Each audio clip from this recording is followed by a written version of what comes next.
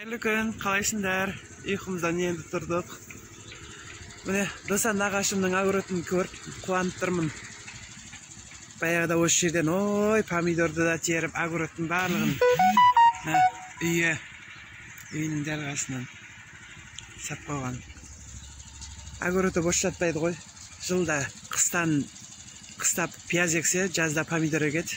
Нағашым мынандай мотор алыпты. Бірнеше функция қызмет атқарады екен.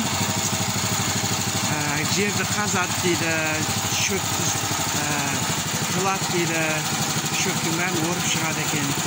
Сосын ағаш егіп шығады екен, дәндер егіп шығады екен. Бірнеше қызмет атқаратын осындай машина алыпты, кішкене мотор. Жердің кеңдігін қарасаңдаршы, әрбір отбасыға осындай участка беретін болса ғой. Барлық осындай жаңағы пысық болса, досан нағашым сияқты. Міне, Мақтарал ауданында большевик совхозы подпленкаге не егіп тастаған, тұқымдар егіп тастаған, помидор, біраз нәрсені, болгарский, баклажан. Міне, досан нағашым есігінің алдында әдемі гүл ашып тұр екен. Қызғалдақ тюльпаны. Бутондары енді жарып келе жатыр.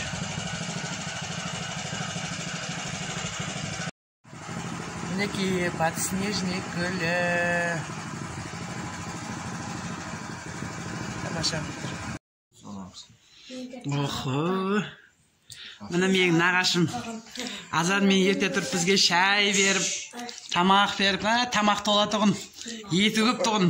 Етті жібердік біз, етті соқтық біз. Нағашым үйінде ет көп екен.